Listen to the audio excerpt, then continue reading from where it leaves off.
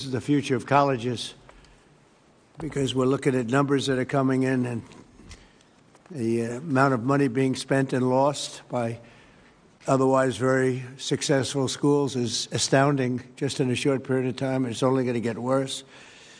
So we have to save college sports and save, I believe, colleges. We have to save our Olympic team, because so many sports that are in the Olympics will no longer be represented by people that went through college and became competitive, became great at the sport. We won't be anywhere near what we were. I think it's just a very, very important meeting. We have the most important people in college sports and really beyond. And what I'd like to do is I'll say a few words. I'm going to ask Marco and a few to also say a few words. And I'd like to take your suggestions. And we have the speaker. We have John Thune is here or represented. We have some of the big politicians, senators, Congress people that can make it get approved. Yeah, because we have to go through, I I'd do an executive order. I'd love to do that. I'll probably do it anyway. We'll do an executive order. We'll see how it works, because it would be I have a really nice, simple idea. But we'll go through this process, and I think we'll get it through Congress. We have a good chance. I think it'll be very bipartisan. And I just want to thank you all for being here as we stand up for one of America's greatest and most beloved institutions. It's called college athletics, which is true, means so much. I want to thank Secretaries Marco Rubio, Scott Bessent, Doug Burgum, Howard Lutnick, Linda McMahon for being here, and also Speaker of the House Mike Johnson doing a great job, Governor Ron DeSantis, Senators Ted Cruz, Eric Schmidt, Leader Steve Scalise, Representatives Lisa McClain, Jim Jordan, Brett Guthrie, and Lori Trahan. Thank you all for being here. We have some great people. Condoleezza, thank you very much. I see you over there. Great to have you. Great to be with you. A very special welcome to New York Yankees President Randy Levine, friend of mine for a long time. I used to sit with George Steinbrenner in the box. It was one of the most difficult days of my life. I would always be, he liked me, I liked him, but we both liked very few other people. And we had a good time. We won a lot of games, right, Randy? We never lost. We never lost, actually. And a great champion of college athletics, former, as I just said, Secretary of State, a woman who's really respected, Condoleezza Rice. Thank you very much again, Condoleezza.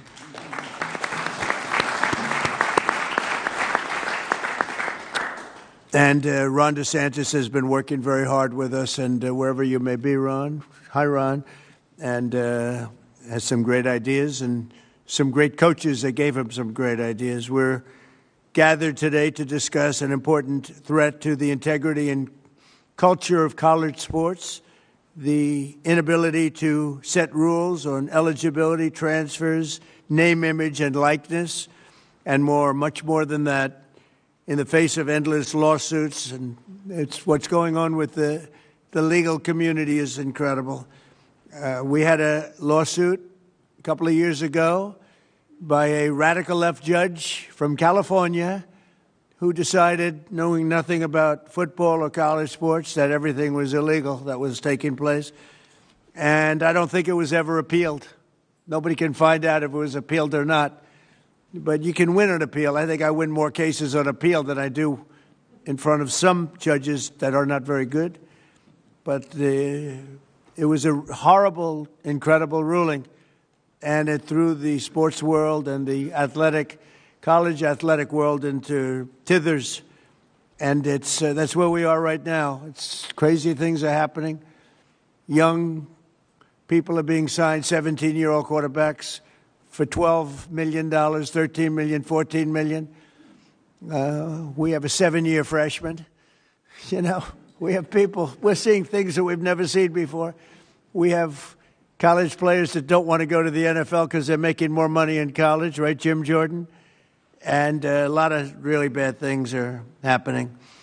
But basic questions like who is eligible to play are now virtually unregulated and decided randomly by judges rather than by reasonable, agreed-upon rules that could be very simple and very simply drawn. So this has grown into a major challenge. We actually have some of the best sports agents here because I think they'd like to see it solved, but maybe not. I'm not 100% sure about that. But they're represented. We have everybody represented today, just about every group you can think of. But it's grown into a major challenge that threatens the future of college sports and really colleges themselves, because many are going to go down the tubes. It was announced that Penn State, their athletic division, lost $535 million this last year. Florida State, Ron and I spoke about it, $440 million loss. It was just announced that Rutgers lost $95 million, and they're doing all sorts of things to try and save the ship. And I think those numbers are nothing compared to what's going to happen. This is new. This just happened. Those numbers are going to go to levels that nobody's ever seen before. If you had no salary cap in the NFL, you'd see staggering losses. We have no salary cap in colleges. Colleges are going to have, unless something's done, unless we solve this problem, and I think probably today, and we're going to ask for ideas that, not that we don't have to take months. We'd like to see if we could do it for next season. But we certainly have the brain power. We have tremendous knowledge, far more knowledge than I have about this subject. But it also poses special dangers for women's sports and our Olympic pipeline. Women's sports are being canceled all over the country, just so we understand. Women's sports are in deep trouble, other than one particular women's team. That's Miami, where I have my granddaughter on the team. They canceled men's golf, but women's golf is doing just fine. I'm only kidding. But they are canceling golf. They're canceling wrestling. They're canceling fencing. They're canceling even basketball. I thought that would be maybe immune, but it's in trouble. And it's all going to football. But ultimately, football is going to be the worst laggard of all. It's not going to be affordable. And it's going to take down practically every college. In my opinion, it's going to take down virtually every college, or every college that wants to be, they think they want to be competitive. Under the current system, educational institutions find themselves in a financial arms race for athletes in sports like football and basketball, and both of them, but basketball is being hurt very badly. It's being dominated by football. Last July, I signed an executive order to stop destructive pay-for-play schemes that are all over the place and keep college athletics rooted in the traditions that made it great. I thought we had a great system, frankly. I thought we had a system that should have been appealed, and it could have been maybe perfected a little bit. But it took close to 100 years. It was developed over 100 years. And one judge that knew nothing about sports, knew nothing about football, knew nothing about Olympics, knew nothing about anything, just decided everything was unconstitutional. It's crazy. But only Congress now, it looks like, can deliver a permanent fix. So, Speaker, you and John and everybody else, including Democrats that are represented very strongly, we can hopefully get it done. Federal legislation must allow college athletic programs to set common sense rules, simple common sense rules, without endless litigation, and establish a fair name, image, and likeness standard that eliminates the patchwork of conflicting state laws. That's the other problem. All of these colleges, they're all in different states, and all the laws are different. So you got laws that are totally different, some one way, some an entirely different way, while allowing the full spectrum of college athletic programs to thrive. It should thrive. If Congress does not take action fast, it could destroy college sports and destroy the colleges that play these sports. They'll be destroyed. They'll be going bankrupt. Everyone, so many of them. No other nation in the world has built a system that develops champions in classrooms and on the field, producing Olympic heroes, professional legends, and the leaders of tomorrow all at once. I thought the system of scholarships was great. What do I know? But I thought it was great. And just one of those things. I was with Nick Saban the other day, and, you know, his timing is exquisite. He played and he won and won and won. And when he saw this thing, he said, I'm going to get out of, I'm not doing this anymore. He's around here someplace. Where's Nick? Where are you, Nick? Right? Now, he doesn't admit this. I said, how come you left just, he didn't want to go through one season? Because there's no better mind at this than that man. And he looked and he said, what a shame, what a shame. And he's going to speak about it. And I think you have some very constructive ideas, Nick. I think so. No other nation in the world has built a system like this. It's so good, and we've thrown it right out the window. And I'd like to see you go back to something maybe resembling that, and maybe pay for each player. Not such crazy pay, but just pay for each player. With every player, maybe the quarterback and the third-string lineman making the same. But you're going to tell us about it. We're going to try and get it passed. Our goal is not to go back to the days where student-athletes were never allowed to receive any compensation, although not the worst idea, but I think a lot of people would overrule me on that. But we must pass reforms that protect the cherished American tradition of college athletics for future generations. So I look forward to hearing from a lot of you, and I think a few of you are going to say a few words, and then we'll get to some ideas. And I don't know, maybe by the end of a long session, if we need it, I'm here as long as you need me. They came to me, they said, you're the only one that can do it. I said, oh, thank you very much. I said, really, because I'm president, okay, to be honest. But we have certain abilities, and we'll see if we can get it done. So I'll ask in this order, Marco, you'll say a few words, and then Speaker Johnson, Randy Levine, Nick Saban, Charlie Baker, the Governor, Ron DeSantis, and Greg Sankey, Sarah Hershland, and Pete Bevacqua. And they'll go pretty quickly, and then we'll hear from some of the people. And we may have something come up that's somewhat of a miracle. There's an idea out there, and somehow it's going to have to be arrived at, because there's no way this system will allow colleges to, in my opinion, will allow schools to live financially. It's not going to happen. So if I could, I'll ask Marco, you can start, and then Speaker, and then we'll go through the list, and then we'll take some ideas or questions. All right? Thank you very much. Marco? Thank you, Mr. President. And I'll be very brief. The first is I think you've already touched on, and that is what a unique institution college athletics is to the United States. Very few countries in the world actually have something like what we have. And it's not just unique, it's really important.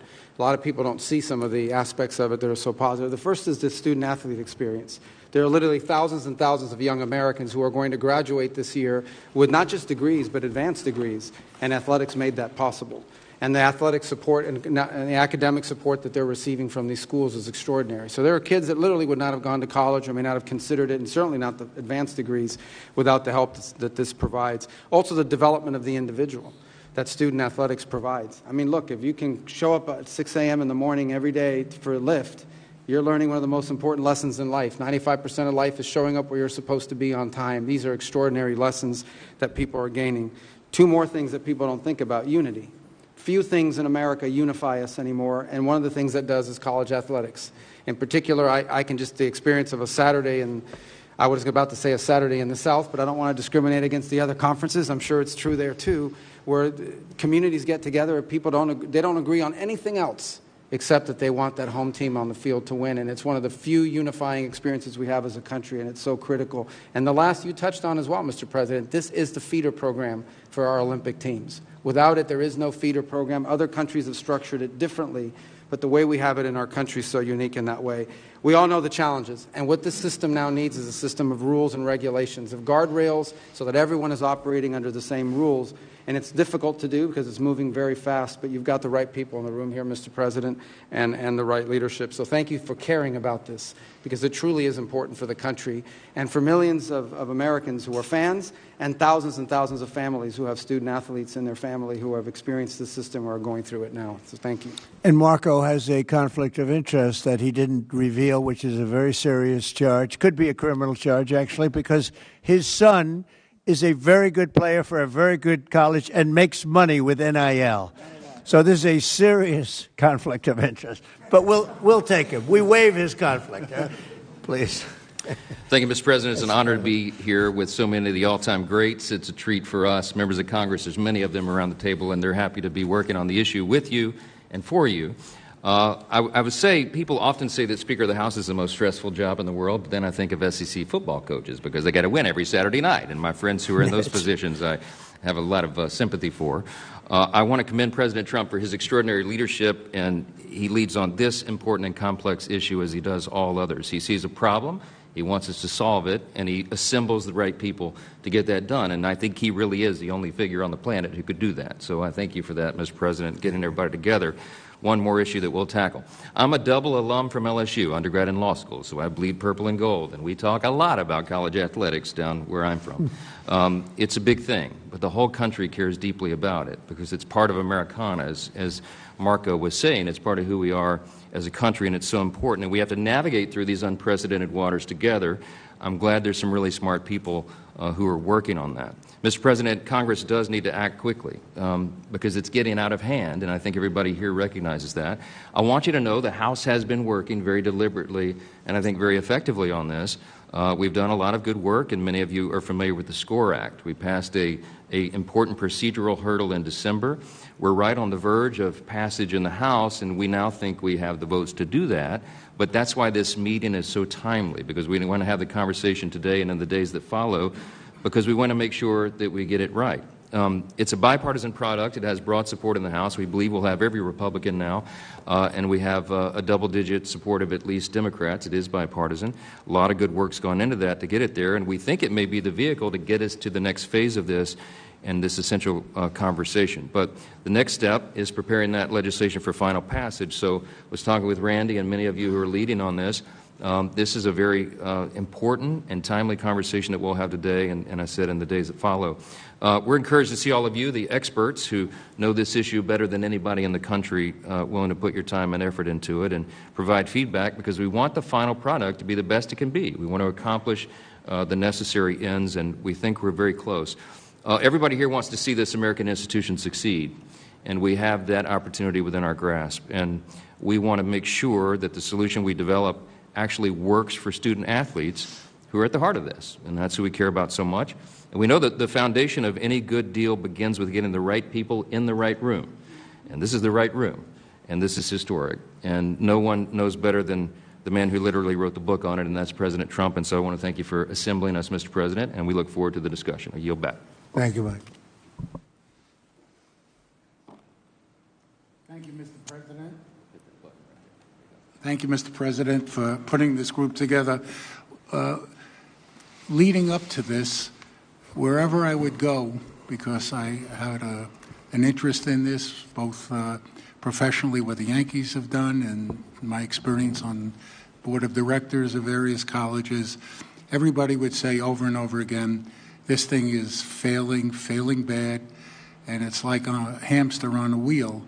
It kept spinning on the wheel but never getting off. It was never done. And they told me, please talk to the president, because he's the only person who will convene a group like this in order to reach a consensus to get it done. And he agreed to do it. But he said to me, if I'm going to do it, it has to be bipartisan. And he asked me and the speaker and everybody else to make sure it is bipartisan. And it is. We have people from both parties here, and that's what has to happen. So we put this group together. Why did we put this group together? Because it's representative of the people who know the best on how to solve this issue. We have college presidents who've been living with this from all over the country. We have some of the finest athletic directors who have been pioneers in this area. We have professional sports executives. Why do we have them in the room? The answer is, as Commissioner Silva would tell you, or Hall of Famer Lou Lamoriello, these issues have been in professional sports for a long time. We have a lot of experience. I negotiated the first revenue sharing agreement in baseball. Caps, revenue sharing, distribution, all of those things are what we live with every single day. So maybe we can share our experience and transport it here as long as it's in the context of college sports. There's one group that is missing, but they won't be missing from the final product, and that's the student athletes themselves. This group, as we move on, you can be assured we'll be talking to the student athletes and all their representatives to make sure their voices is clearly heard. You know, time is of the essence. People have told me they've been to Congress 15, 16, 17 times. One group goes in, the other group goes in, and nothing seems to get done. Time is of the essence. Besides the numbers the president talked about, I heard a story from one of the great professional athletes on the Yankees, one of our great players yesterday. And he went to a great university, and he said to me, "Thank you for doing this, because every day I got asked for more money for NILs, every single day." And what happened is I gave money for an NIL for a quarterback who left the next year. Meanwhile, a friend of mine, daughter is on the rowing team, and she lost her scholarship, and she's an Olympic hopeful, and now she has to pay her own way.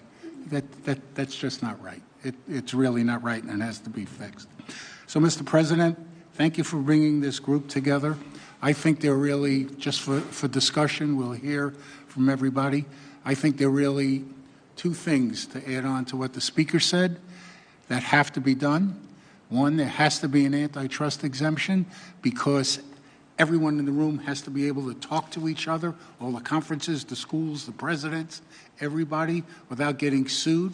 That includes the kids. They have to be involved in these negotiations, the student athletes.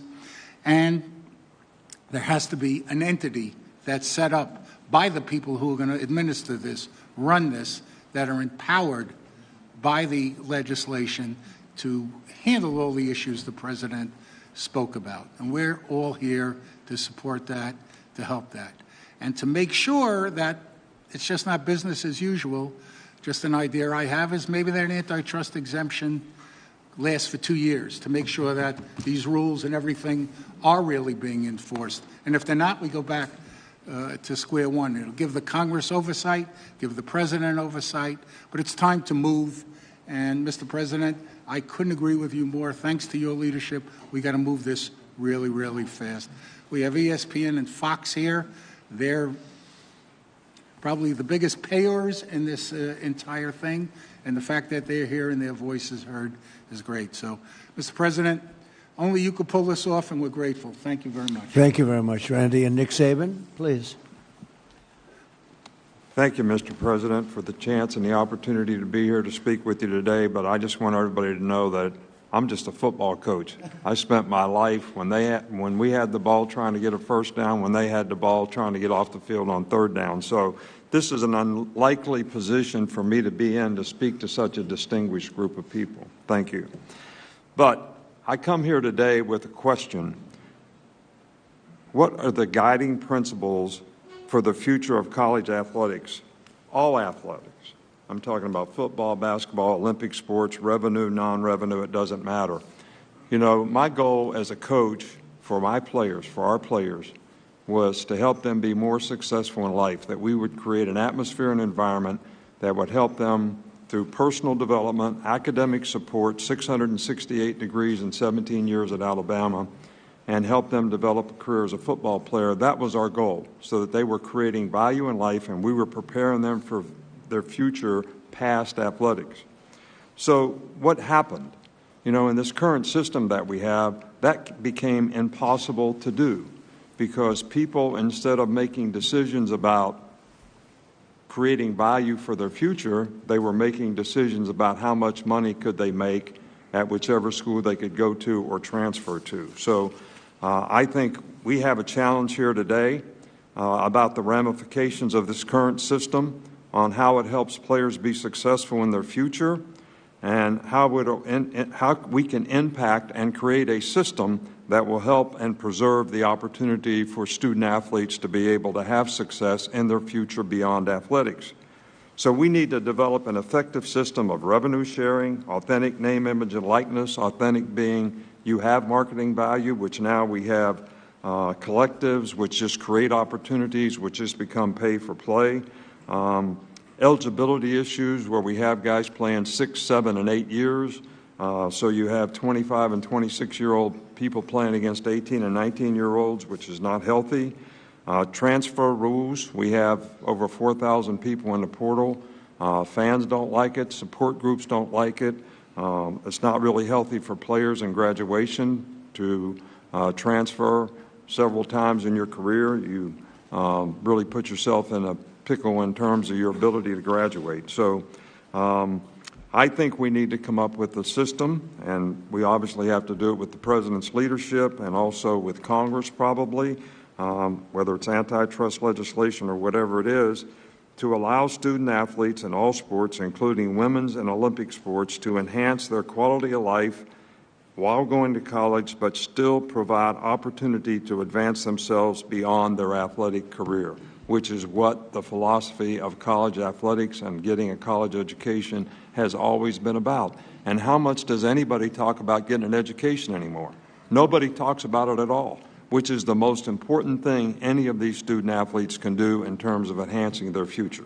So thank you very much. Thank you very much, Nick. Charlie Baker. Well, thank you very much, Mr. President. I especially want to thank you for putting me in the lineup after the most legendary college football coach of all time. And I really want to thank you for your interest in this issue and your commitment to it. And I also want to thank you for the work that your administration has done on a number of different issues, working with our team and with many members of the folks who are in this room today.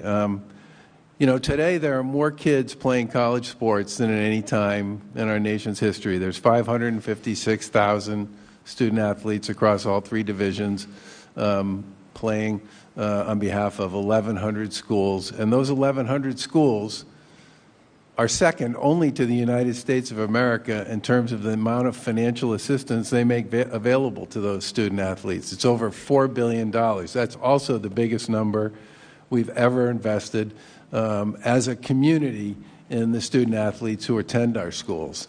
There is a lot that is right with college sports, and anybody who watched the Women's Olympic Championship game between Canada and the United States would know that, among other things, all of the players on both of those teams were former college student athletes, all 46 of them from both teams that played in that championship final.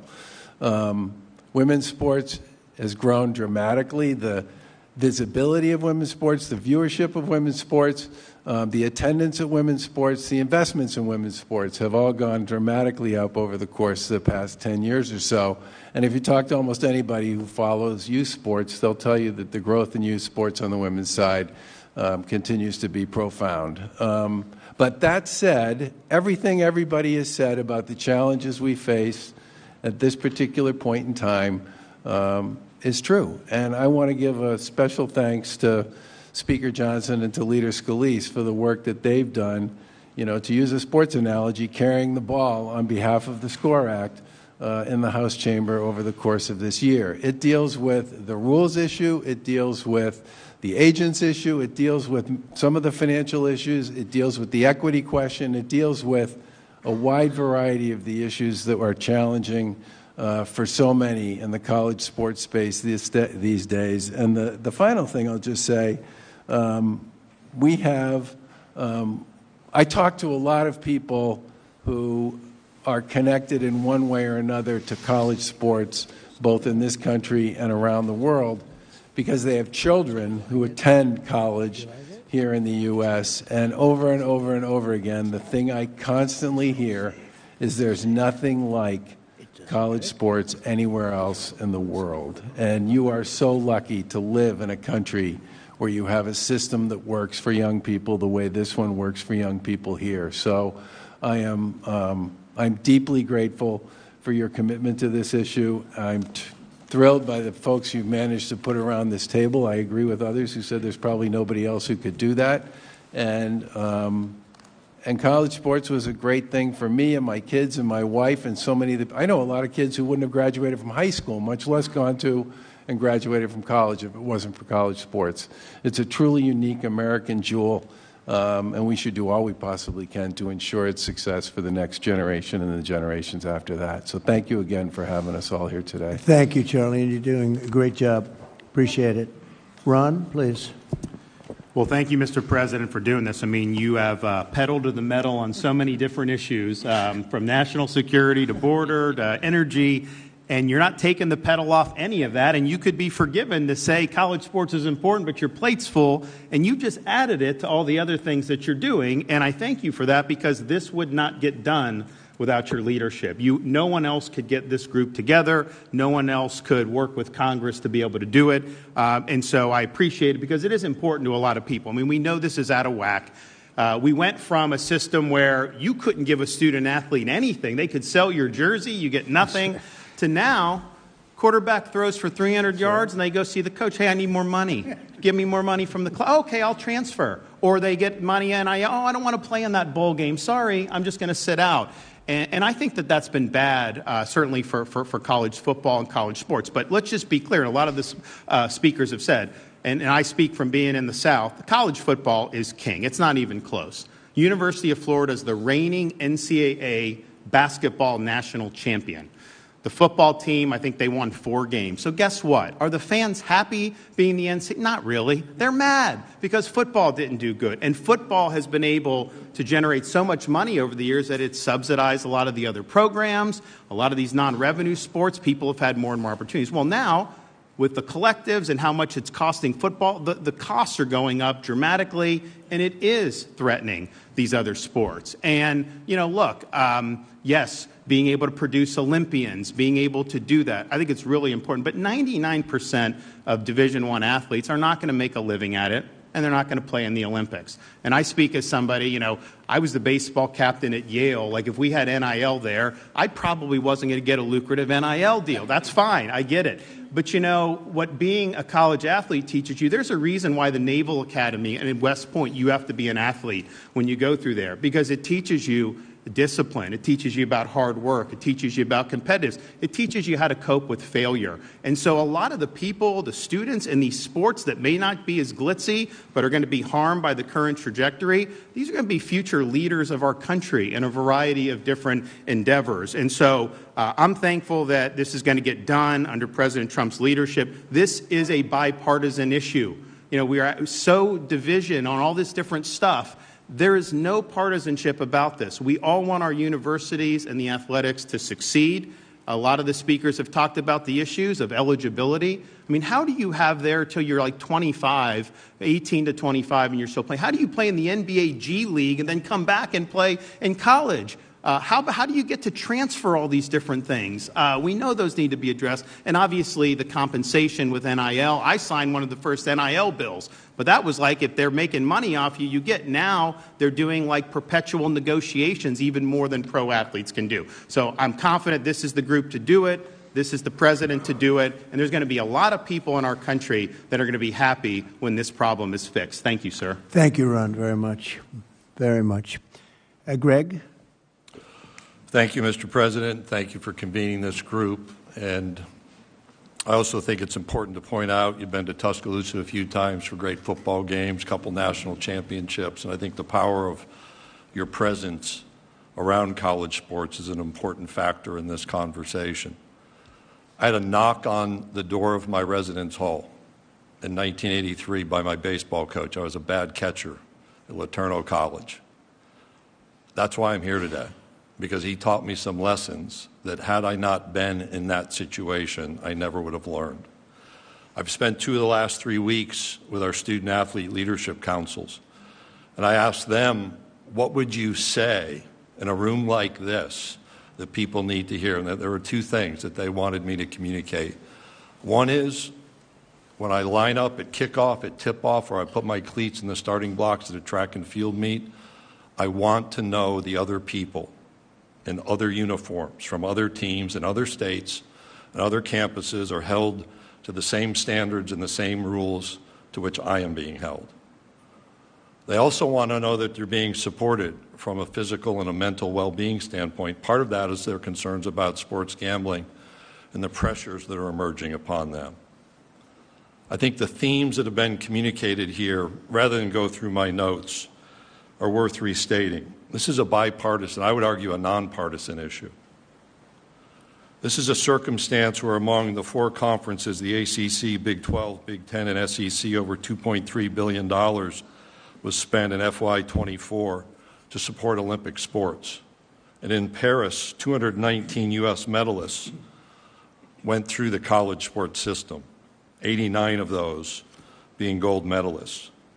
In college sports, we move young people from adolescence to adulthood through education, through becoming part of a community, which they otherwise would have not experienced, and the opportunity to build a legacy. In the current environment, each of those elements is interrupted.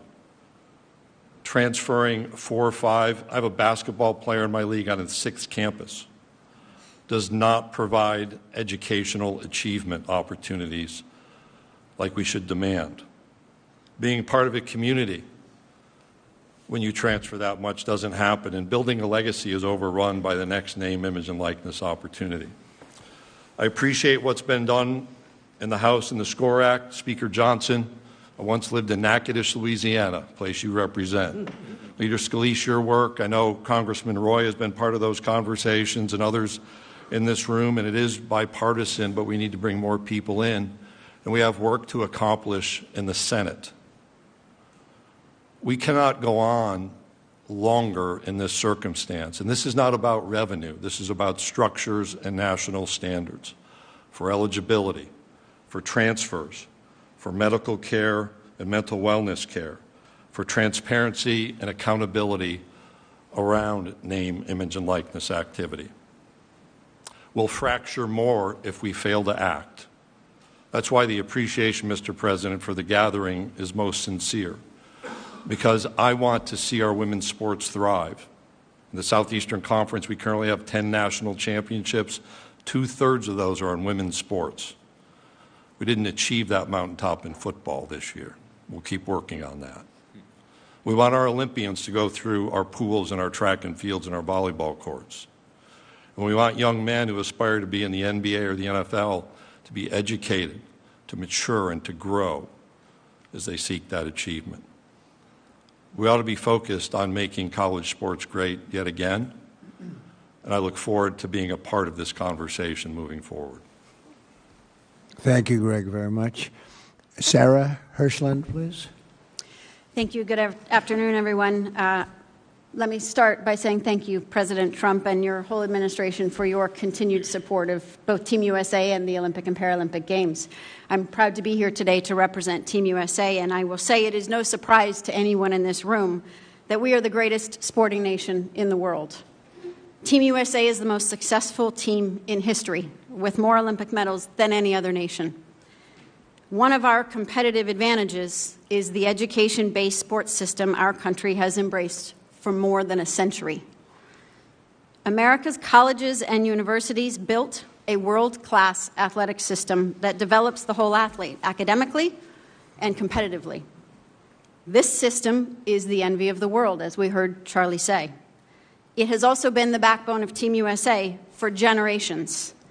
The results speak for themselves. You heard Greg reference some, and I'll just expand. The athletes from just the Paris Games represented 231 different college institutions and 71 conferences. 90 different schools were represented by our medalists from just the Paris Games alone. This success does not happen by accident. It is directly impacted by the broad-based, sustained investment in sport on campus. You've heard that referenced. This is not something we can take for granted. To say that our country should be grateful to colleges and universities and their athletic programs is an understatement.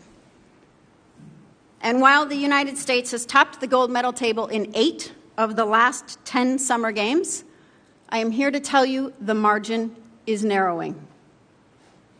Around the world, nations are investing aggressively in sport, building centralized training systems, expanding funding, and prioritizing athlete development in new ways.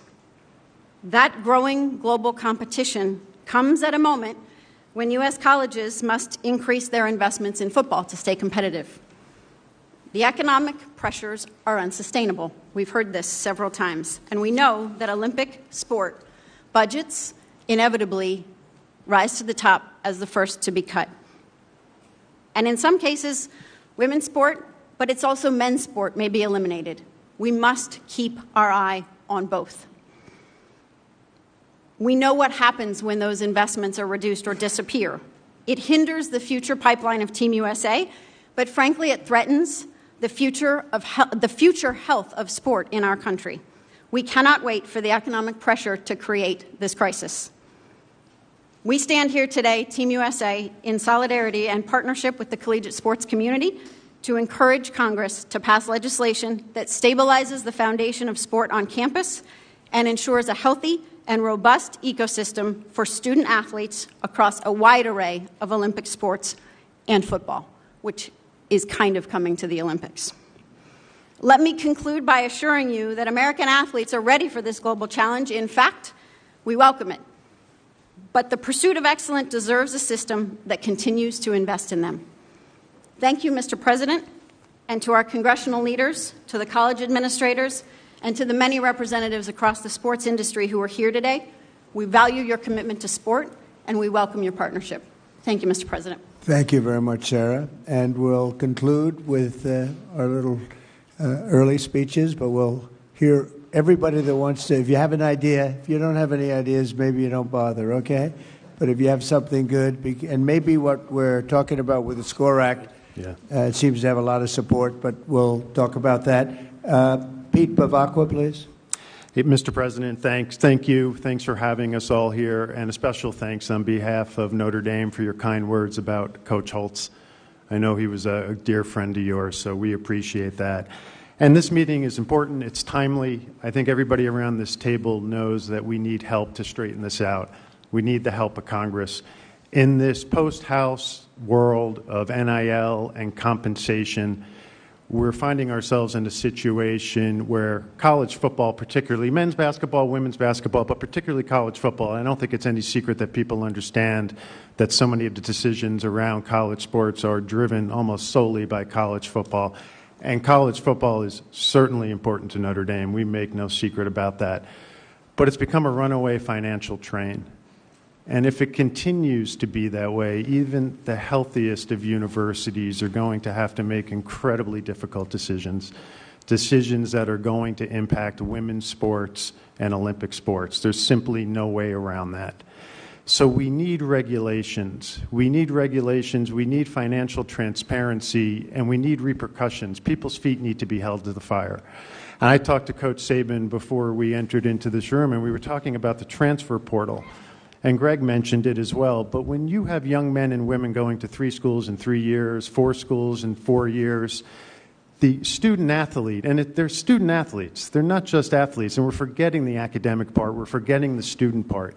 And if you're going to 4 schools in 4 years to make a few more $100,000 on each stop, where when you're 21, 20 years old, you think all your financial troubles have gone away, you're going to find at the end of that college experience, you're not going to have an academic degree.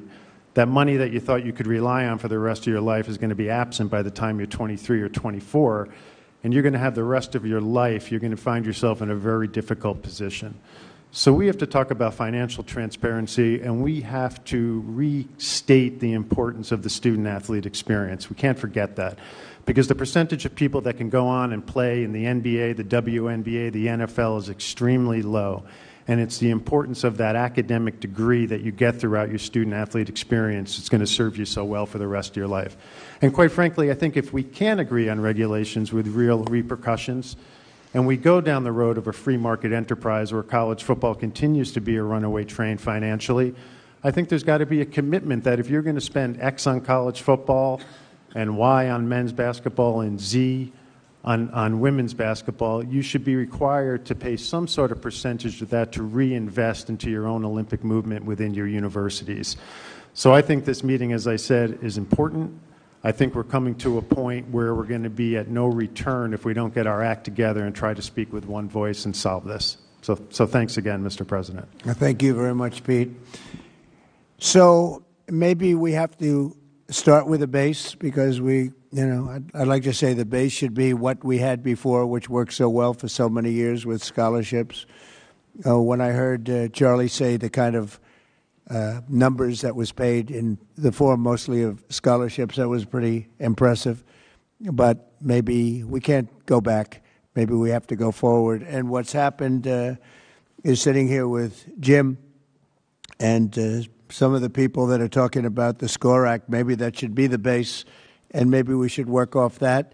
But if anybody has any ideas, I'm just noticing all of the divisions, all of the people that have supported it, including the NCAA, the 31 Division I conferences, 23 Division II, 22 Division III, all HBCU conferences. I mean, a lot of, and a lot more than that. So maybe that can be a base. That's the SCORE Act, which I know it's been, Mike has worked on it long and hard. We have a great guy, Jim Jordan, right here. He was a great athlete. He was virtually undefeated in college wrestling, virtually. I don't know. There was probably one bad night, I think, Jim, right? But he was some great athlete, some great wrestler, and that sport is being, torn apart by what's happening right here. Well, it sure helped when you came last year, Mr. President. Sure helped when you were at the NCAA championship last year. Right. If we could go and if somebody would have some suggestions. Mike, do you like the idea of using this as a base and we work off the base, or would you like to start from ground zero? Well, I think I speak on behalf of the legislators around the table that worked really hard on the SCORE Act and many who have been involved and brought their ideas to the table. Our fear is that if we begin from scratch, I think everyone around the table understands this could take a long, long time. A lot of the debate and discussion and deliberation has gone into this. I got this one-page summary I'm happy to pass around. I assume most people around the table know the basic parameters of the bill and where we are. But the idea would be that if there are, Randy and I were speaking earlier before we went into the Oval Office, there may be some ideas to enhance it or make it better. We want to have the best possible product. I mean, maybe, Mr. President, I think that's a good suggestion. We begin from that. For lack of a better idea, if anyone has a better base that we should begin with, we're open to it. But I'm looking at some of my chairmen of the committees of jurisdiction, and everybody's worked really hard on this. And our majority leaders down at the end of the table, Steve Scalise, has kind of helped quarterback this, pun intended, to get it through the process. And if you have specific questions about specific points or parts of that legislation, we're happy to answer that. But maybe that's part of the discussion. Maybe we could. Maybe the question is not a rhetorical one, but a question for all of you. Does anyone have any big concern about what is currently on the table in the SCORE Act or have ideas on how to improve it? Would anybody oppose, I mean, most of you have studied the SCORE Act more so than I have. Would anybody feel strongly opposed to starting with the base of the SCORE Act, which has gone through a lot? You would oppose it? Go ahead. Well, first, I'm Lori Trahan. I represent Massachusetts and appreciate being invited to this today. And I'm really happy to hear you talk about women's sports in particular. I played Division I volleyball at Georgetown. That's changed my life. And so really have spent a lot of time on college sports. And I think I'm the only Democratic legislator in the room. I'm not going to pretend to speak for all of them, but I do think we want to solve college sports as much as everyone here. I think one of the issues that we had with the SCORE Act, I look at this as we've got some revenue issues and governance issues. The SCORE Act in its codifying the House settlement really hurts women in Olympic sports. We've already seen a number of programs cut across the country. So I think we do need a revenue mechanism to save and protect. One, strengthening Title IX has to be part of the SCORE Act, as well as ensuring that we are funding those programs. I mean, look, I'm also a mom. I've got a college athlete, son who played lacrosse. I've got another daughter who hopes to. Sports is the lifeblood right now. People are they're playing sports at record levels at the youth league. If this is any time we should be expanding opportunities for sports, it's right now. And I think one thing that the SCORE Act represented was just a consolidation of what we have today, which is the SEC and the Big Ten. No offense, Greg and Tony, but all the money really is going to those two conferences right now, and we need to address the revenue issue. I know there's been some proposals as far as modernizing the Sports Broadcasting Act. That could be one. I'm open for discussion on that. And then certainly making sure that we have a strong federal standard for NIL. A patchwork of laws does not work. I couldn't imagine signing my letter of intent and having to study up on every single state law and who offers what. But making sure that we have athletes' voices mandated at the table. They're not here today, so I do feel a responsibility to represent those 560,000 athletes who are not here right now, but making sure that they've got recourse if their NIL rights are violated or not upheld. But let me just say again, I would love to work, and maybe the SCORE Act is the right vehicle, that we continue to tweak so that it has a path in the Senate as well. I know that there's a lack of consensus on many of the governance issues, but we'd like to solve that with everyone here today. Thank you. Thank you. Mike, you might want to respond to that. Well, there's some good points made there for sure, and I think everybody has the same intention as we want to protect women's sports as well, and I got two daughters. I would be remiss if I didn't acknowledge that. But with regard to the patchwork of state laws, as many of you probably know, the SCORE Act addresses it because it creates a national NIL standard, and then it allows the associations the authority to make rules on transfers and compensation caps and the things that are really burdening the system. And then it protects those rules from being challenged under antitrust laws. So we create an exemption there for that. So I think there are a lot of thoughts gone into how to address it there. But, I mean, again, we have no pride of authorship here. We want to have the best possible product. So, I mean, the authors of the bill are open to good suggestions. So, yield back. Anybody, please? Yes, Steve? Thank you, Mr. President. I appreciate you bringing everybody together, because I think we're all here because we have a passion to protect college sports, and we've recognized that with this Wild Wild West mentality, it's not healthy for the future of college athletics. And so bringing structure back and really bringing the ability for the schools to govern themselves again is what our intention was from the very beginning. We started this a few years ago. I remember Coach Saban came to my office and others, and we started listening to the people that are there at the schools dealing with the problem as payment of students became legal, which happened through legal arguments that, Mr. President, you talked about, some of these lawsuits that ultimately broke down the framework that Charlie Baker and others were able to use to police college athletics. That's gone now. And so how do we put that structure back? So we listened to the schools, we listened to the different conferences, all the different conferences. We talked to a lot of student athletes. We have a number of student athletes in Congress who played different sports, who are co-sponsors of the SCORE Act, and came to this from that same approach, saying, as somebody who played athletics or somebody who just has a passion. I lived in Tiger Stadium my second year at LSU. In case you're wondering where my leanings are, but I care about the future of college athletics, and when you see a student athlete, as you talked about, Pete, on their sixth school and they're 28 years old, number one, they're not going to have any college credits to be able to graduate. And the idea of being able to get a degree for the 99% who aren't going to play professional sports is just going to be lost. And how can you reestablish that? So we started putting some things together. We have the antitrust protections in this bill. We protect women's sports in this bill. We established, Mr. President, that Title IX maintains so that however many men's sports you have to have an equal number of women's sports.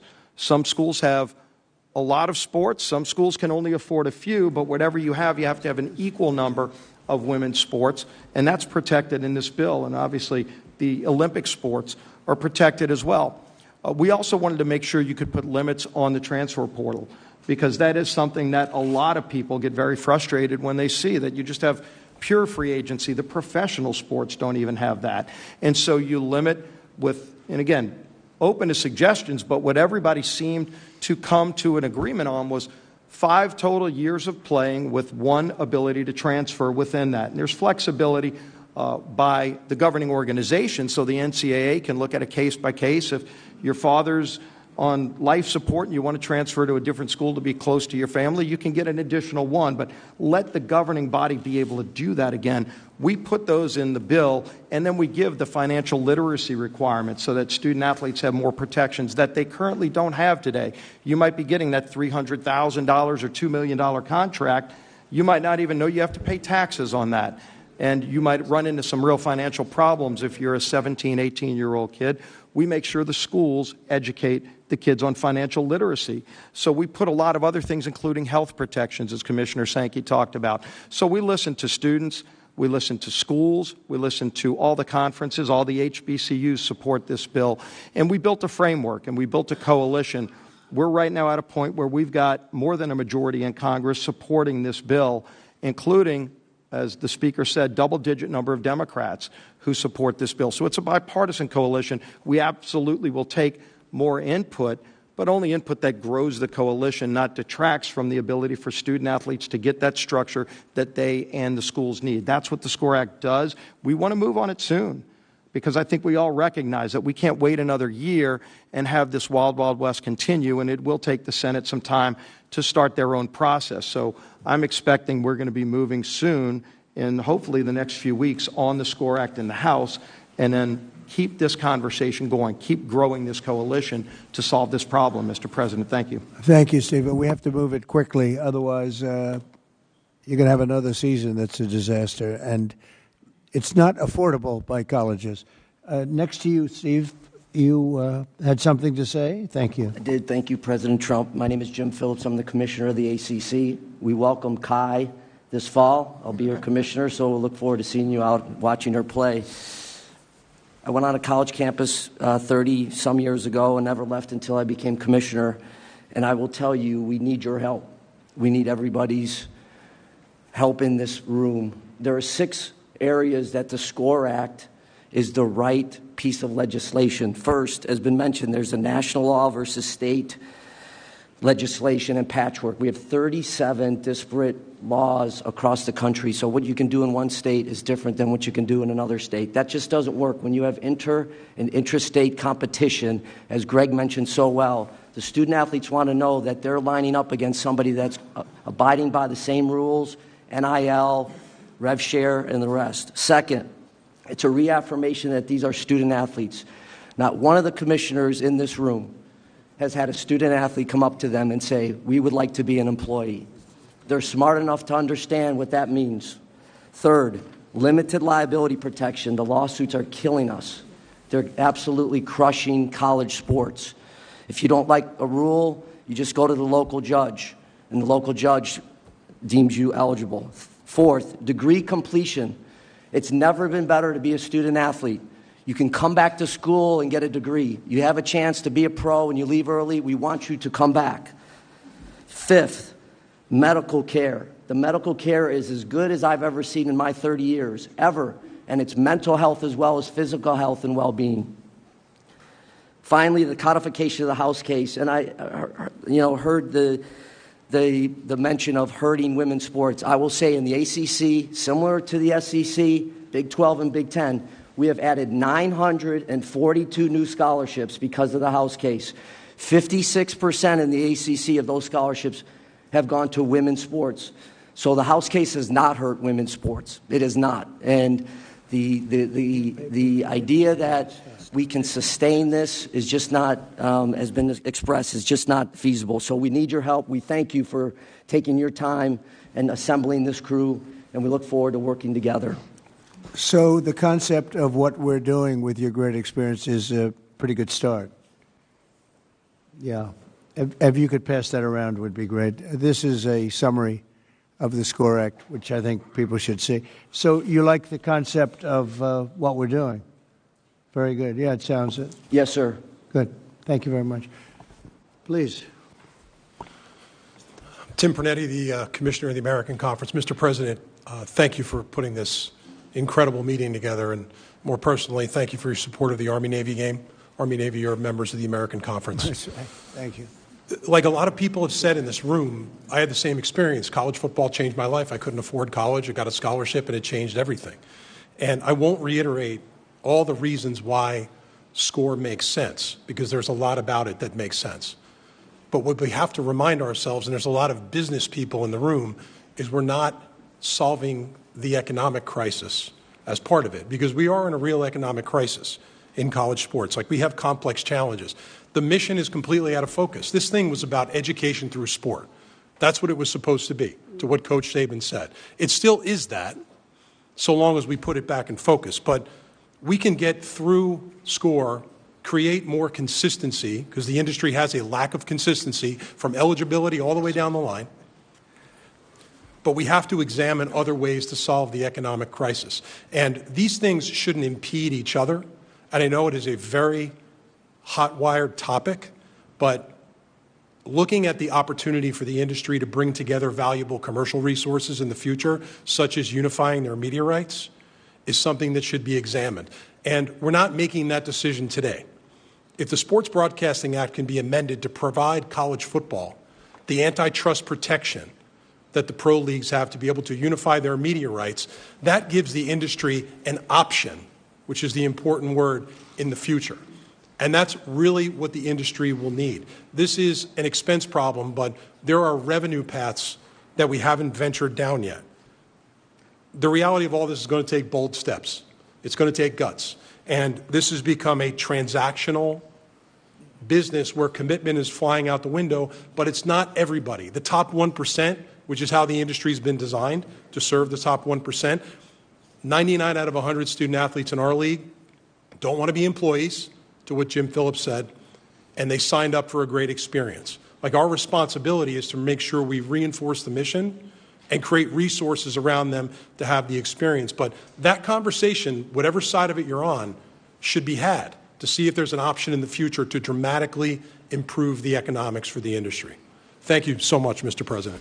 Well, thank you, and thank you for mentioning the Army-Navy game, because, as you know, I signed an executive order to protect that time slot so that during that, from like 3 o'clock to 6 o'clock or 6:30, I guess, we protect that space, that airspace, so nobody can play a football game, and we have the Army-Navy game protected, because the kind of money that's being thrown around, they were a little bit concerned that the Army-Navy game, as great as it is, may not do so well. I think it would actually do pretty well, but we protected the time spot anyway, so that during that little period of time, it won't have any of this competition where lots of money is being thrown around. I think it was a worthwhile protection, because it really is it is a very special time and a very special game. So thank you very much. Great job. Anybody else around? Mr. President, could I just, before yes, we go, you're given a handout that just has a quick summary, bullet points of the composition of the SCORE Act for those that aren't familiar with it. And let me just apologize. I think NIL has been abused, and my staff put my name and image on the top of it really big. And it's sort of ironic and not intended. Sorry about that. You didn't get paid for it. I didn't get paid anything for it. Yeah, yield back. Anybody else, please? Cody, please. Yes, sir. Mr. President, I would like to express my gratitude for your involvement and interest in all of this, and especially personally the opportunity to be involved in helping to find the solution, because college sports, as many have said, changed my life, made me a better businessman, a better husband, better father, and made me better at life in general. This is a complex issue. It's multifaceted. There are a lot of different perspectives on how it should be solved. There are a lot of different agendas that are represented in this room. And the SCORE Act is a good start. It gives us a place that we can build on. But as we move into the Senate, the political dynamics are going to change, and many of the agendas that are represented in this room and outside of this room are going to come into conflict with one another. The reality is nobody's going to get everything that they want. If we're going to come to a solution on this, we have to find a place where we're all sort of equally unhappy, so to speak. That's just like any other business deal. And I think what's key is that we are all willing to come to the table and compromise and work together, recognize that the small schools are important, the big schools are important, women's sports are important, Olympic sports are important. It's not just about big-time college football. And so that may require you twisting some arms along the way to make sure that people work together and are willing to give a little bit and understand that this whole ecosystem of college sports belongs to all of us. It's a national treasure. It's a public trust, as I've heard Clay Travis say before, and I think it's very accurate. And so it belongs to all the American people, and all the American people should share in it. And so I would just encourage everyone here, and I think that might even be a commitment that you could ask everyone to make, is that they will work together, they will compromise, come to the table, and be constructive. So, Cody, I know you have worked very hard on this, and frankly, you've been working on it long and hard, maybe harder than anybody else. I've heard your name mentioned more than anybody. Could you use this as a base, and we all get together, maybe as a smaller group, and ultimately report back to the larger group and come up with something? Do you think this is a good base? Yes, sir. I think it's certainly a good base, and it's a great starting point. Again, the dynamics will be different in the Senate, and we'll have to build on it from there. And again, a lot of these tougher issues are going to come to the surface once we get there. But absolutely, we should convene a smaller group that can work on those things and work on the compromises that need to be made to be able to have a bill that can get 60 votes in the Senate.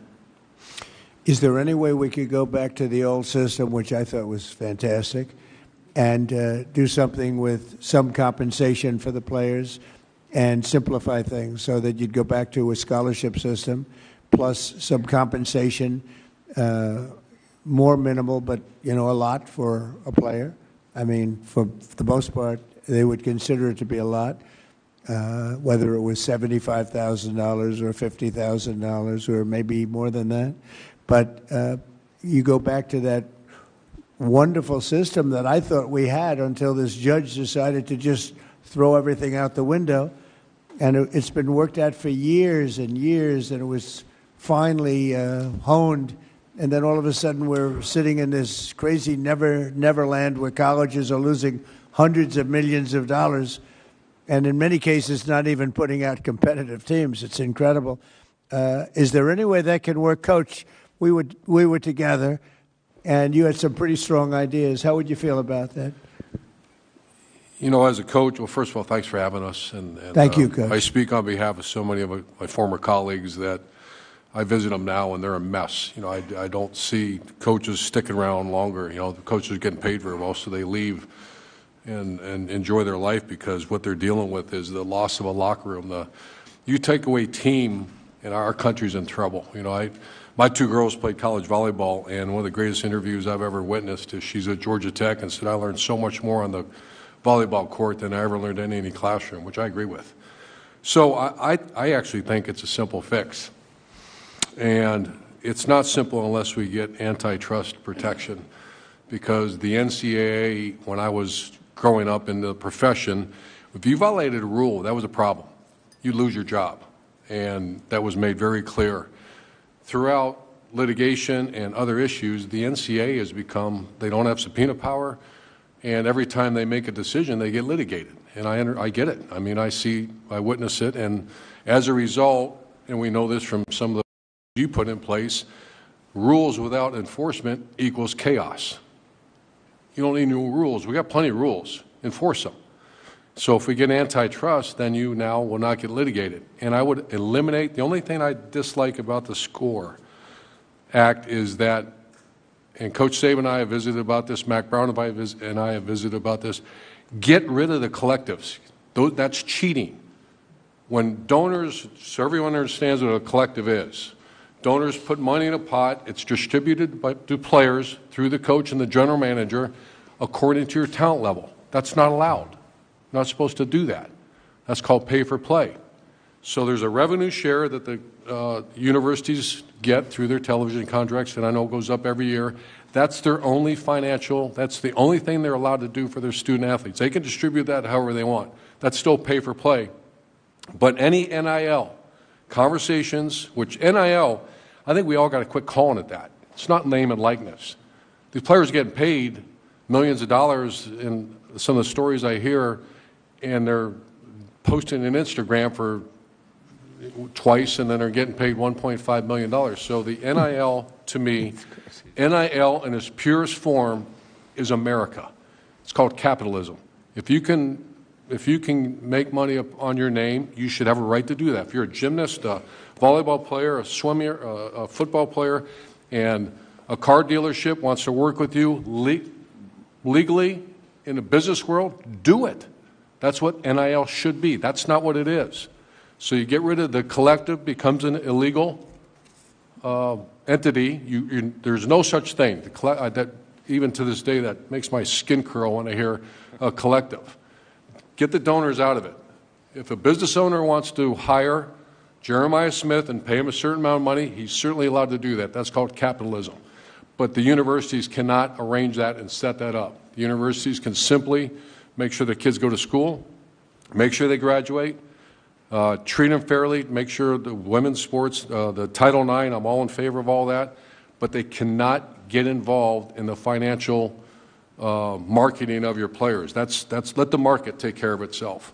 That's called the market. That's called capital. The collective, I think if the collective goes away, college sports gets better immediately when you say that, if we have antitrust exemption. You know, it's just sitting around and having watched college sports for so long with no problems, what this incompetent judge did to this game, knowing nothing at all about sports, about anything that we're talking about today, is a disgrace. And it's going to be a very hard thing to put back together. We'll get it done.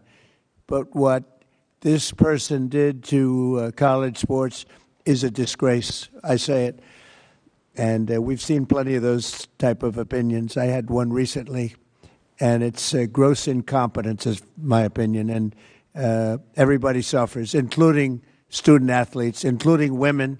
Women are really taking the brunt of it, as what you were saying before. It was so perfect for women. It was so great for women, the way it was, and now we have to come up with a whole new scheme to satisfy people. And there are going to be some unhappy people. And it was working before. A person that knew absolutely nothing about sports made a ruling, and she turned the whole thing upside down. And it's really a disgrace. You want to know the truth, a damn disgrace. But we are where we are, and we'll figure something out. And it won't be easy, and it won't be as good, in my opinion, it won't be as good as what you had before, including for the students that were getting great scholarships. And, you know, some went on to professional sports, and most of them didn't. But they got great education. They got it for free. And they had a lot of fun going to college, and they learned a lot. And they had great coaches, many of whom are around the table. They learned more from those coaches in many cases than they learned in the classroom. So, yeah, I appreciate what you say. Don't forget, when these donors or collectors or whatever you want to, all different names for different people, but as that money comes in, that's also money colleges aren't going to get. You know, they're giving money to players as opposed to giving maybe to the college to keep a lot of colleges going. And that's pretty tough also. But it's just a shame, because I got involved just recently, and I looked at what's happened to colleges and to college sports. And it is colleges, because the colleges are going to go out of business, many of these colleges. When I look at what a person that's a judge was able to do to destroy colleges and college sports that was so good, no problems, it's very, very sad. And in some ways, I'd like to just go exactly back to what we had and ram it through a court if we have to. because I'm not sure you're ever going to come up with a system that's comparable to what you had. And, you know, in life, you like to get better, not worse. You like to go forward, not backward. No matter what you come up with, you've gone backward, a long way backward in many cases. Mr. President. Yeah, please. Mr. President. Hi, Ted. I want to thank you and echo the thanks for bringing this group together. And I want to in particular underscore the urgency that we have heard around this table. College sports is in absolute crisis. Every single week, we're seeing another program being canceled. We're seeing another women's team being canceled. We're seeing Olympic teams being canceled. And the current chaos, if Congress doesn't act, we are very quickly going to be in a world of 30 to 50 college football teams that are basically a mini NFL, and the Division II and Division III schools are going to be left behind, and the millions of college athletes who right now scholarships provide an avenue for them to get an education that they never would have had, that'll go away. And that would be an absolute travesty if we let that happen. I will say, several people around this table said this is a bipartisan issue and we have bipartisan consensus. I agree it should be a bipartisan issue. But it's worth speaking realistically. The challenge is simple. You asked about the SCORE Act. I think the SCORE Act has many good elements. I think it is a very good first step. But the challenge is for this to be passed into law and put on your desk, we need 60 votes in the Senate, which means we need at least 7 Senate Democrats. Right now, there are 0 Senate Democrats who support the SCORE Act. I've spent the last 3 years negotiating with Senate Democrats on this issue. And I will say for some time we have been, to use a football analogy, at the 2-yard line, but not able to push. And there are interest groups on the left, in particular trial lawyers and unions, that have resulted in Democrat senators that are actively lobbying against the SCORE Act and don't want to see legislation passed. And so my hope, there are a lot of people around this table who care desperately about college sports. My hope is that you speak out to Democrat senators and urge them, let's come together and solve this together. And I think part of a solution needs to be on the cost side. And I think part of the solution should be discussing and looking at the revenue side. I think both of those are important parts of a solution. There are a number of Senate Democrats who care about this but have not quite gotten to the point of getting to yes. That's the single biggest challenge. And I think the collective voices around this table adding to the urgency that if we wait another year, if we wait another 2 years, the programs in your state are going away and the students in your state are losing their scholarships. And it would be an absolute travesty if we let that happen. Mr. President, thank you. And I want to underscore that sense of urgency on the Senate side. I do think there's a growing number of senators that do understand that if we're here a year from now, we're in a much worse place. If we're here 2 years from now, college sports looks entirely different, and it would be a disaster. So I do think that growing sense of urgency is important. I appreciate you convening this. You have unique credibility on this, not just being president, but we've spent time at the Super Bowl, watching the Super Bowl, playing golf. You love sports. You have credibility on it. You care about it, and I think that authenticity matters for the leadership that we need. I do think that if we're serious about this, the antitrust exemption matters for the governance side, but I think the revenue side is inextricably linked to the success of this. If you are losing money on a football, and I'm from Missouri, we love, we're in the SEC. If you're losing money on your football program, you're not going to be able to subsidize the women's sports and the Olympic sports. So I do think that we can come together. I am hopeful and optimistic by the people who are represented in this room and as we move forward that we can find a solution. We have to. This is not just because we like watching sports on TV why this is important. There are lives that can be changed forever if we do the right thing. And I think you've got the right people in the room, and I think you're the right guy to lead this effort, and we're here to support those efforts in the Senate.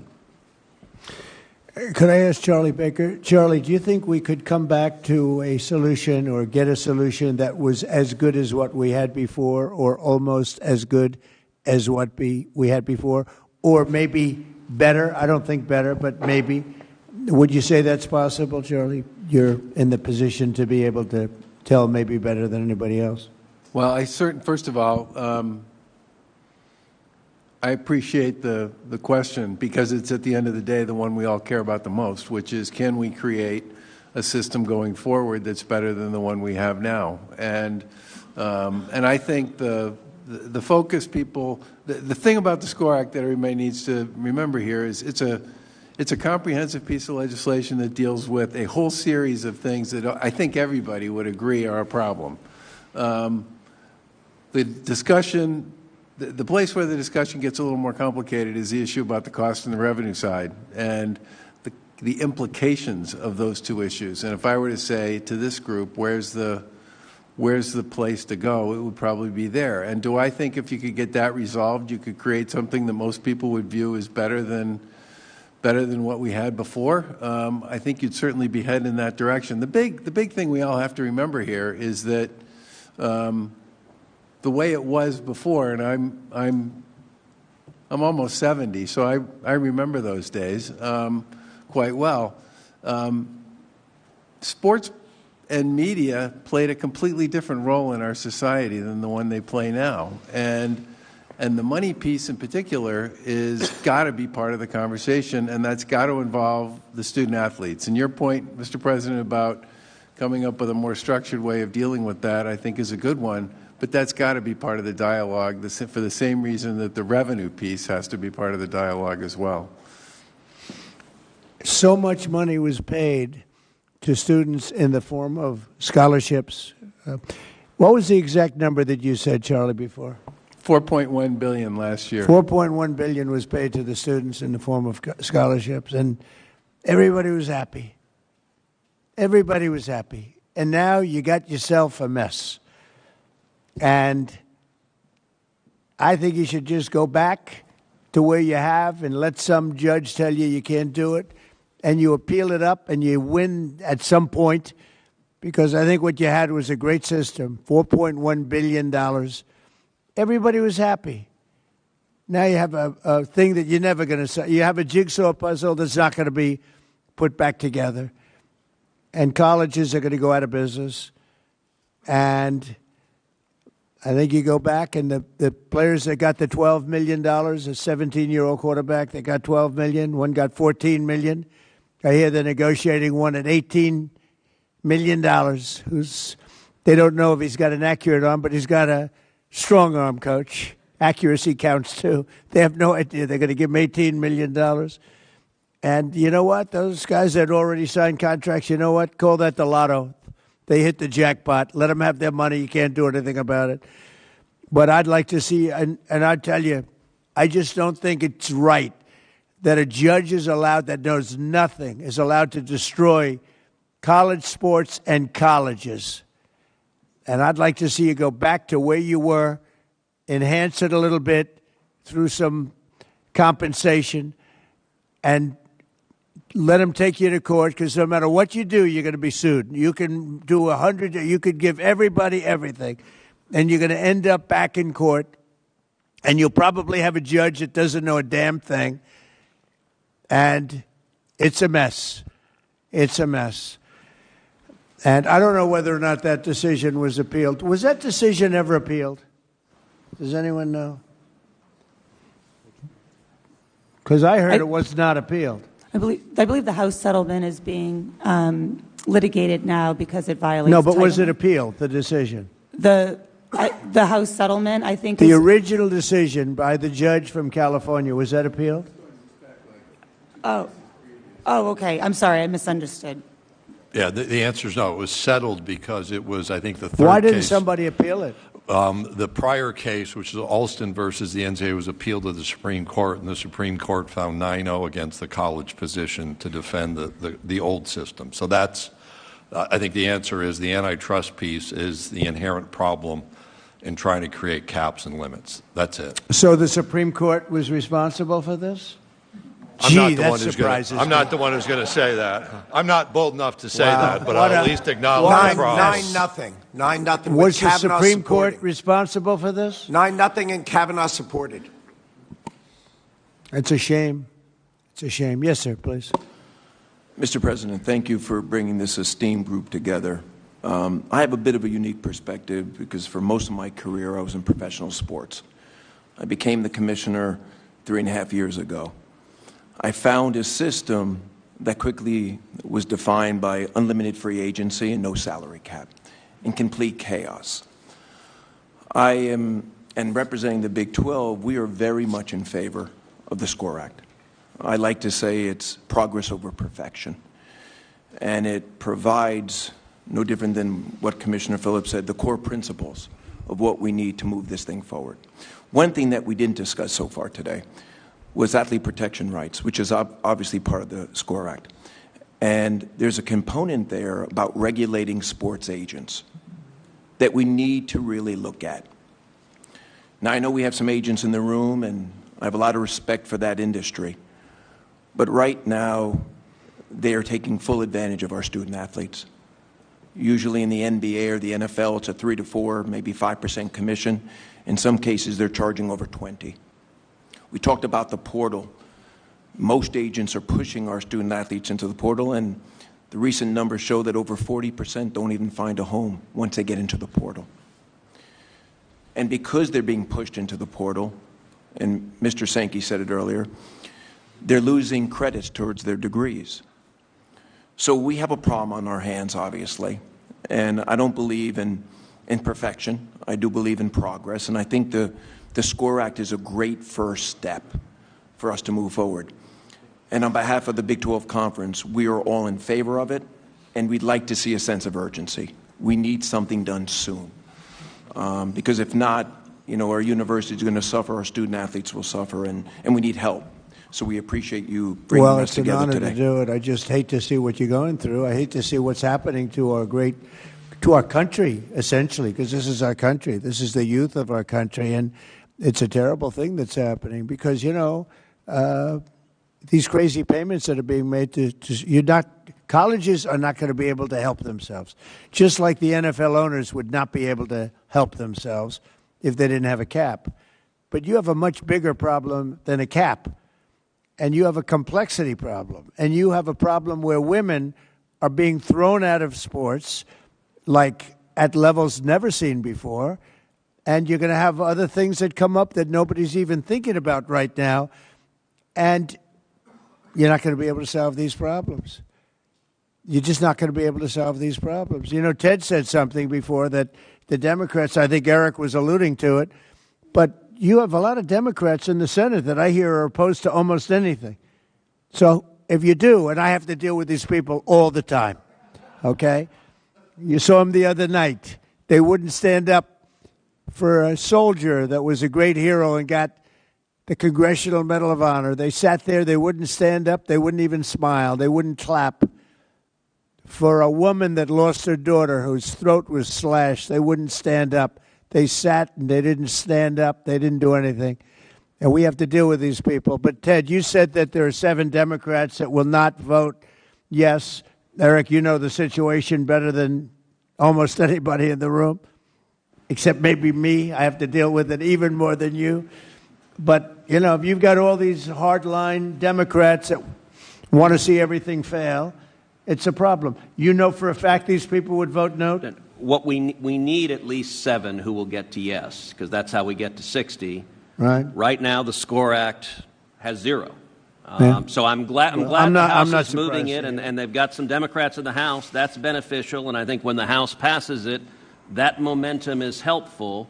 And there are a number of Senate Democrats. I've spent literally thousands of hours negotiating with my Democrat colleagues, and there are a number who want to address it, but it is their political leadership that is telling them to stop. And so what has got to happen is the folks in each of the states need to say to your elected Democrats, if you don't act, we're going to lose what is so extraordinary about college sports. And it needs to be something that is in the middle that's a compromise. Ted, you've already lost it. You've already lost it. Colleges are losing $400-500 million.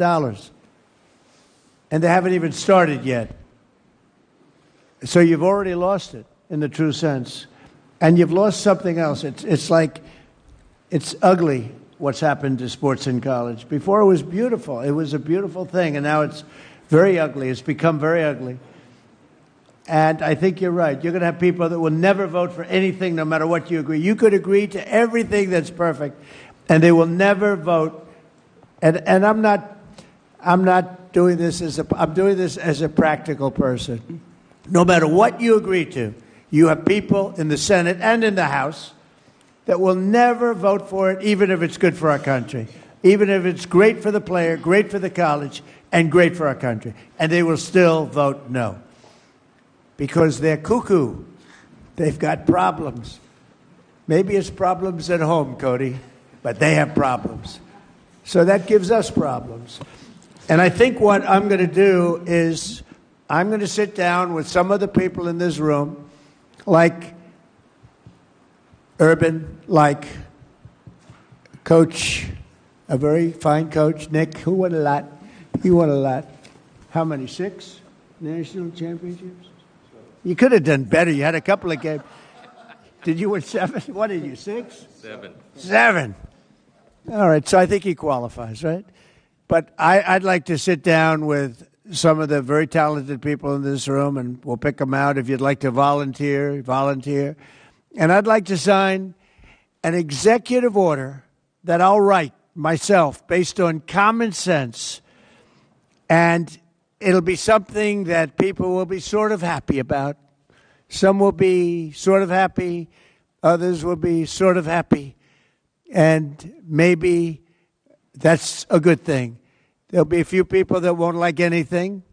But I'd like to write an executive order based on some of the very great talent in this room. And we will be sued, and we'll go before a court. And maybe we'll have a judge that's realistic, reasonable, and wants to do a favor for the country, because that's the only way this is going to be solved. So I'm going to sit down, and I'm going to write an executive order based on many of the statements made today, many of the statements I've been hearing over the last year about what a disaster this is for colleges, for the players, for the families, ruining everything. And we're going to do a very well thought out executive order. A lot of you are going to be involved in that. All of you, anybody that would like to, just let me know. And that'll be placed before the courts. And hopefully a judge who's a real judge, a compassionate judge, and a judge with common sense will get it approved.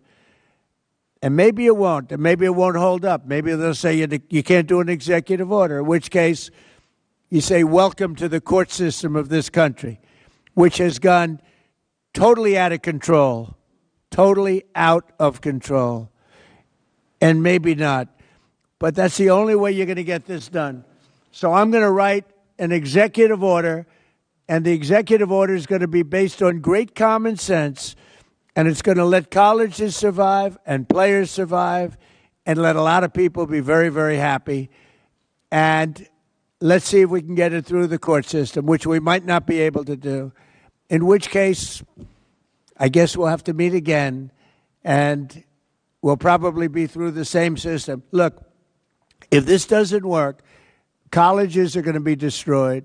Women's sports are going to be destroyed first, before anything, before anybody, before anything.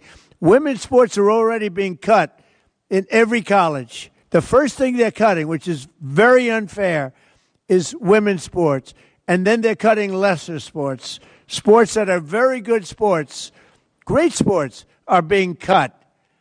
And you're going to be left with football, and the football is going to lose so much money that the colleges are all going to go bankrupt. All because of a bad number of decisions made by courts, including, I guess, the Supreme Court. If you say it was a bad decision in the Supreme Court, I think the Supreme Court ought to be ashamed of itself for a lot of reasons, okay? A lot of reasons. I got to live with these people, and I say this, and they'll only vote bad, and I couldn't care less at this point. They have hurt this country so badly because they haven't had the guts to do what's right. So, and I can tell you about other things too, not just this. So we're going to do an executive order, and I think it's going to be an executive order that the people in this room and the students and the colleges will be proud of. Whether or not it holds up in court, I can't tell you that. But you're not going to get it through the Senate, and you're probably not going to get anything through the House because you have a bunch of lunatics that you have to deal with, Mike, and Better you than me. Go ahead. Well, I applaud the effort for an executive order, and I think everybody around the table is grateful for that. Might I suggest, Mr. President, that while you're using the Article 2 authority, that we still work in the lane of Article 1. The playbook has to be wider than that, I think. And so what I would suggest, and humbly before everyone here, is that we take, I think almost everyone around the table we've heard today believes that at least the SCORE Act is a base to work from. Can we still continue to try to work through that? We do have some Democrat support, and as was said, we've got some fine points to get to. Would love to work with you on it. Okay. And what I think is, and what I was hopeful for, is that the leaders around this table, representing such a broad array of interests and groups around the country and both parties, that the influence, collective influence of I hate the word collective, Coach Meyer, I'm sorry, I keep saying but the influence of all the people around this table could help us get some of those critical, Democrat votes in the Senate. And I don't think we should or could abandon that effort. We try it. I'm an optimist. I think you go both ways. Yes. Let me do an executive order. You go ahead and play games with these people. Okay. Okay? We'll give it the quarterback effort. Give it a shot. Okay. And maybe the fact that we do the one helps you get the votes in the other. Okay? Right. Does that sound okay, Randy? Yeah, I think so. And I think at the end of the day, Mr. President, as you've heard here, we need an antitrust exemption. And the only people who can do it are the Congress. And I heard from all the senators and the representatives. And I agree the SCORE Act is a start. But with your leadership, I really do believe we can move the ball. I have ideas. Brilliant people here have ideas where we can add on it. And based on my conversations with Democrats, I think they want to do this. I think the Congresswoman said that, and I think that there's a way to do this. And your executive order, again, showing leadership, stepping out, is good, but I think we go on both Don't paths. forget, the executive order can then be put before Congress, and Congress can vote on it, change it a little bit, vote on it. But I'm looking to do it straight and let Congress go a different path. And, you may get a judge that understands what's happening, and you may get some very good opinions coming out of a very smart judge who will be beloved all over our country, as opposed to hated and disrespected. So that's it. So, Randy, could I ask you to do the following?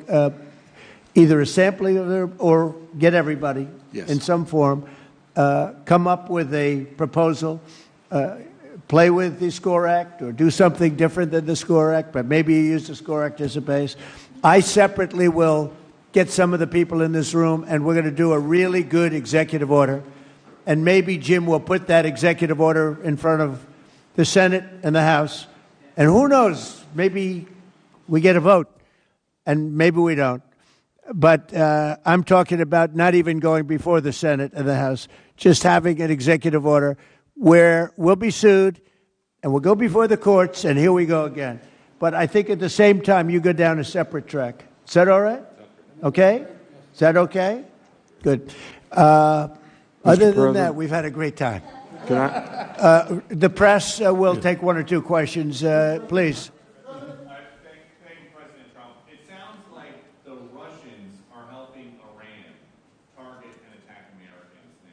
That's an easy problem compared to what we're doing here. I mean, but can I be honest?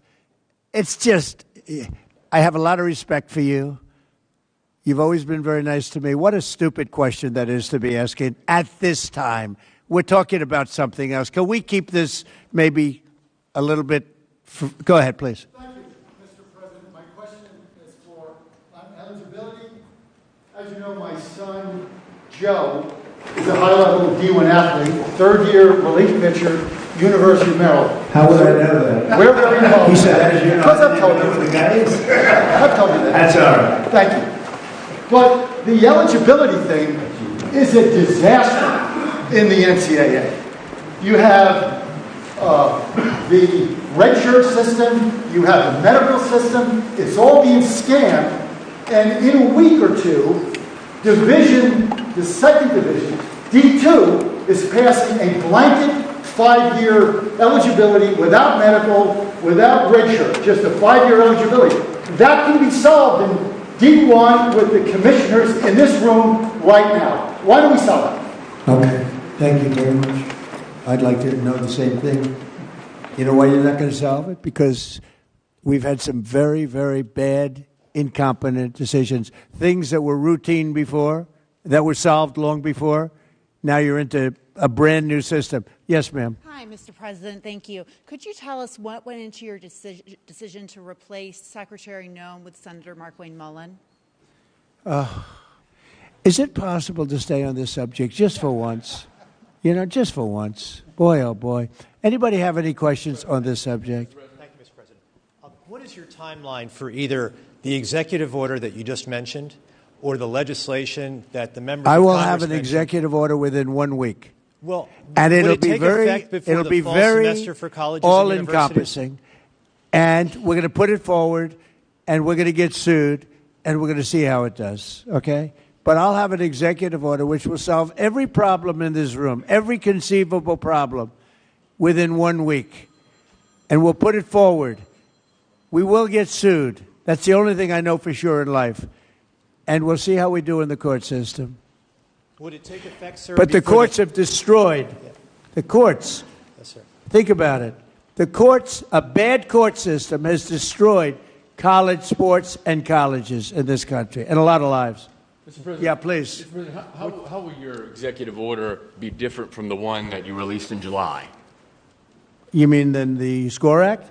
Well, it'd be a lot different because I don't necessarily agree with the SCORE Act. I don't know it as well as some people in this room, but I disagree with some of the things in the SCORE Act. No, the executive order you released in July, how will this one that you're writing this week be different? It'll be more comprehensive. That was put out as a test, as a feeler. This will be much more comprehensive because we've all learned a lot in the last pretty long period of time, 6 months or so period of time. I think we could do a very good document. I think we could do a document that works from a common sense standpoint. Whether or not it's going to hold up in court, who knows? Honestly, it will depend on the judge. Maybe we'll get a wise judge. There are wise judges, too. We got some very brilliant, wise judges. Maybe we'll get lucky. Why aren't there any student athletes in the room? Why aren't there any student athletes in the room? Do you want to answer that question? Randy?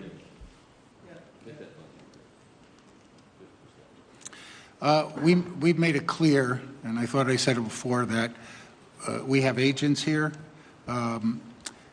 There are a lot of student-athlete groups. There's a limited room here, and after this meeting, we intend to talk to all of the interested student-athlete groups to get their input, because this can't be done without them. But at the end of the day, we had to kick this off and start it. This is the beginning. This isn't the end. I've talked to a lot of people who represent student-athletes, and there are certain interest groups that I'm sure would have liked to be here, but they'll have their opportunity. They're very well represented. You know why? Because people like Nick Saban and Urban Myers and some of the people, all the people that I know in the room, and the people probably that I don't know, they all care very much about the student-athlete, more so than they care about themselves. So I think they're really here in that sense. They're represented very well. Peter, I'll give you one more chance because that was a bad question you asked before. Go ahead. We've already got a lot of sound bites leave him in the about the like sports. Can I ask one off topic? On topic. On topic. Okay. Which is unusual for you. Go ahead. Thank you. What is motivating you to do this right now? Because there is a lot of other stuff going on in the world. Right. That's right. There's a lot. We're doing by the way, in Iran, we're doing very well. Somebody said, how would you score it from 0 to 10? I said, I'd give it a 12 to a 15. Their army is gone. They're just about, look, their navy is gone. Their communications are gone. Their leaders are gone. 2 sets of their leaders are gone. They're down to their 3rd set. Their air force is wiped out entirely. Think of it. They have 32 ships. All 32 are at the bottom of the ocean.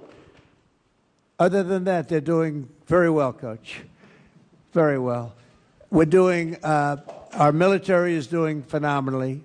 That's the big thing for this week. We seem to have a new thing every week, but the situation with a very bad and very sick group of leaders who were killing a lot of people. A lot of our people were being killed. They were being maimed. They were being destroyed with their bombs all over the place, planted in roads, and we call them the roadside bombs, walking around without legs, without arms, face blasted, killed many, many people.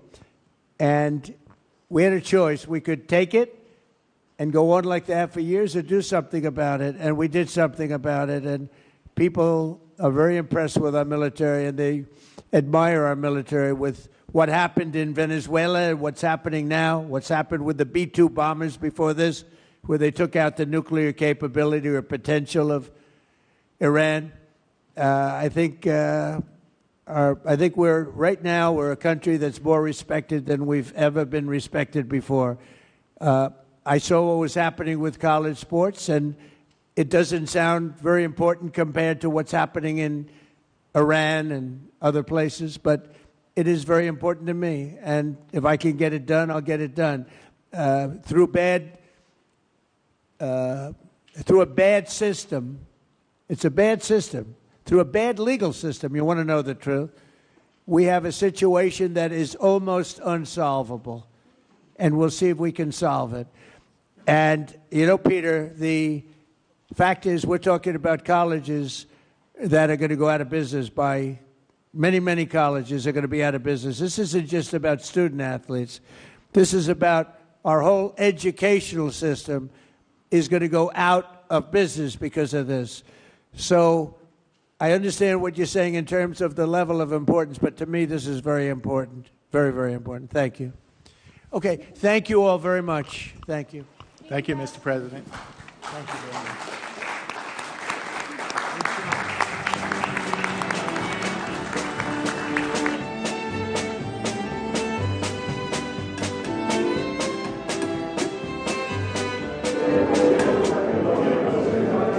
Just stop my mic, hold on.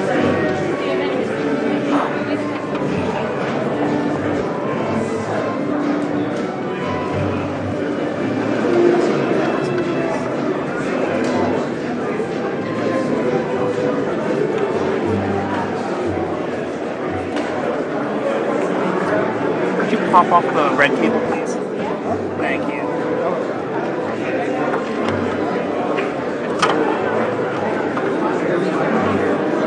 Thank you so much.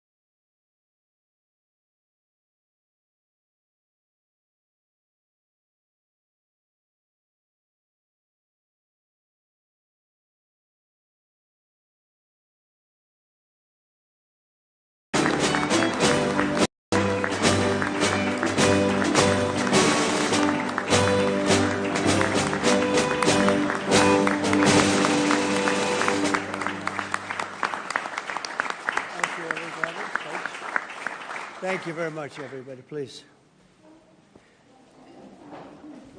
This is a very important meeting.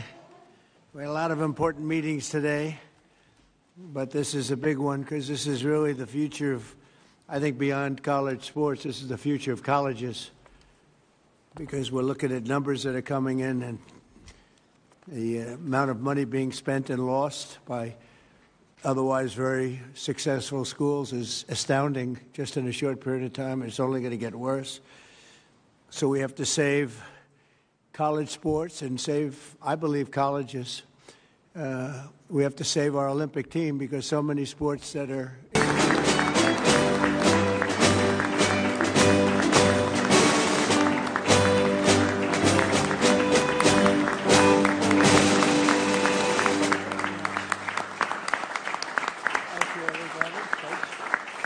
Thank you very much, everybody. Please.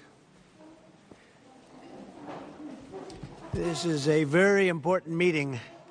We had a lot of important meetings today, but this is a big one because this is really the future of, I think, beyond college sports. This is the future of colleges because we're looking at numbers that are coming in and the amount of money being spent and lost by otherwise very successful schools is astounding just in a short period of time. It's only going to get worse. So we have to save college sports and save, I believe, colleges. We have to save our Olympic team because so many sports that are in the Olympics will no longer be represented by people that went through college and became competitive, became great at the sport. We won't be anywhere near what we were. I think it's just a very, very important